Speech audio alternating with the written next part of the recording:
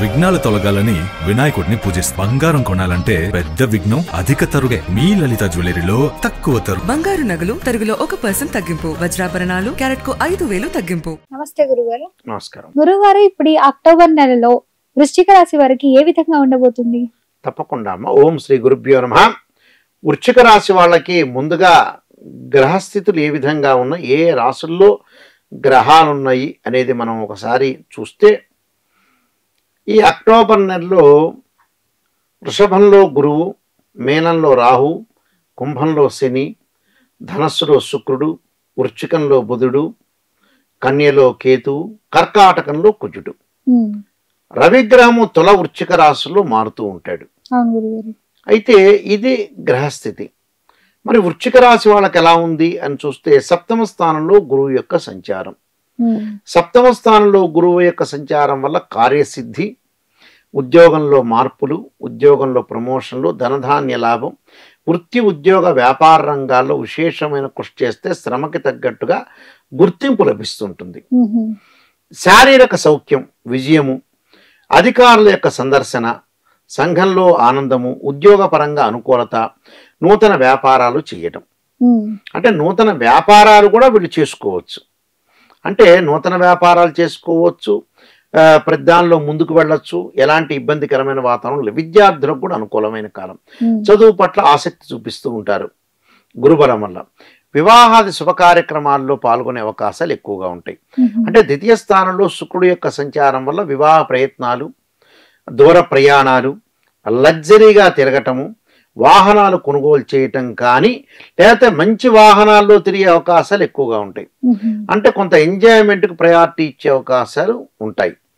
అలానే ఎంజాయ్మెంటు తర్వాత ఏదో దూర ప్రాంతాలకు వెళ్ళటం, క్షేత్ర దర్శనాలు కూడా చేసుకుంటుంటారు. ఎందుకంటే ఈ రాశి వాళ్ళకి 11వ స్థానంలో కేతు యొక్క సంచారం వల్ల ఎక్కడికన్నా తిరగటం కానీ, తీర్థయాత్రలు, నదీ స్థానము, సముద్ర స్థానము, పుణ్యక్షేత్రాలకి ఇలాంటి ఆచార వ్యవహారాల్లో కొంత పట్టింపులతో ముందుకెళ్తుంటారు. ఇది కూడా మంచిదే. అయితే ఇక మిగతా గ్రహాల యొక్క మనం శుక్రుడు బాగున్నాడు, వీళ్ళకి గురువు బాగున్నాడు, అంటే కేతువు బాగున్నాడు. అంటే ఈ 3 గ్రహాలు పర్టికులర్గా వీళ్ళకి అనుకూలంగా ఉన్నాయి. అలానే 9వ స్థానంలో కుజుడి యొక్క సంచారం.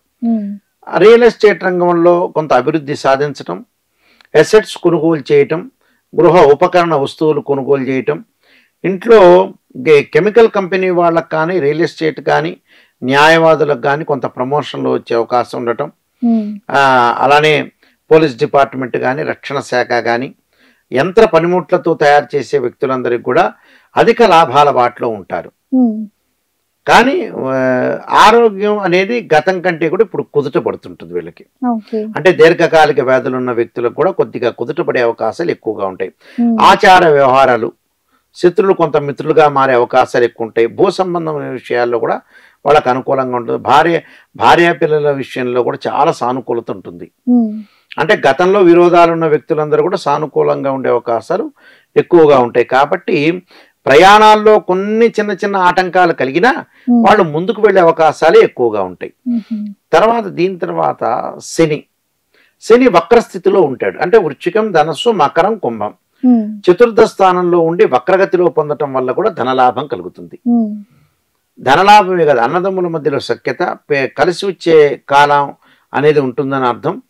అంటే వాళ్ళు నూతన ప్రయత్నాలు కానీ, ఉద్యోగం కానీ, వ్యాపారం కానీ, ఇళ్ళు కొనుగోలు కానీ, వస్త్రాలు కానీ, వాళ్ళ యొక్క జీవితంలో ఏదైతే కళలు ఉంటాయో అలాంటి కళలు సార్థకత చేసుకుంటారు.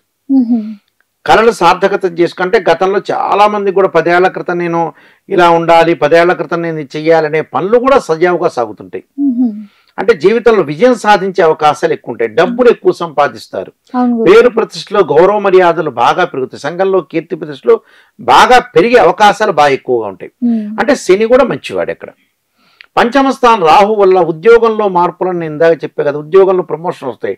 ప్రమోషన్ రాగానే వాళ్ళకి స్థానచలనం, విదేశాలకు వెళ్ళటం, కంపెనీ త్రూ కూడా విదేశాలకు వెళ్ళటం, అక్కడ విదేశాల్లో రెస్టారెంట్లు, ఒక వ్యాపారం, నూతన వ్యాపారాలు కూడా వాళ్ళు ప్రారంభం చేస్తారు.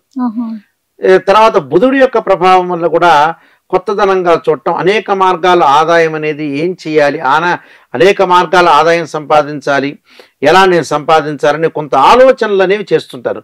గతంలో బద్ధకం ఉన్న వ్యక్తులు కూడా ఏదో జీవితాన్ని నడిపించాలి, నేను ముందుకు తీసుకెళ్ళడం ఆలోచన సరళి మారిపోతుంటుంది.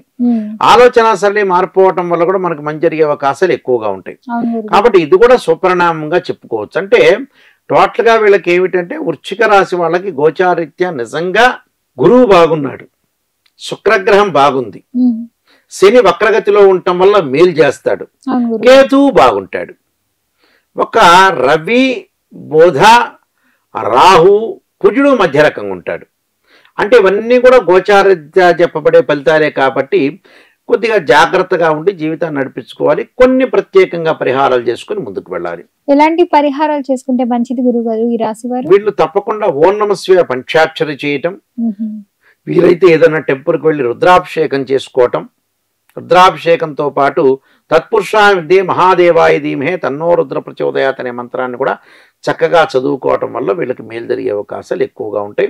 దాంతోపాటు గోధుమలు దానం చేయటం, మినుములు దానం చేయటం చాలా మంచిది.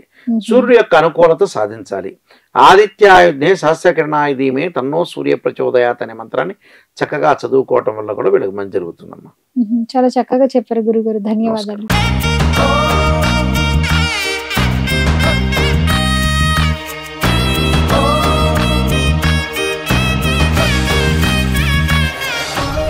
విఘ్నాలు తొలగాలని వినాయకుడిని పూజిస్తాం. బంగారం కొనాలంటే పెద్ద విఘ్నం అధిక తరుగే. మీ లలిత జ్యువెలరీలో అది లేదు, మార్కెట్లోనే తక్కువ తరుగు. వినాయకుడి కటాక్షంతో అందరింట్లో బంగారం, వజ్రం, వెండి నిండాలి. బంగారు నగలు తరుగులో 1% తగ్గింపు. వజ్రాభరణాలు క్యారెట్ కు 5,000 తగ్గింపు.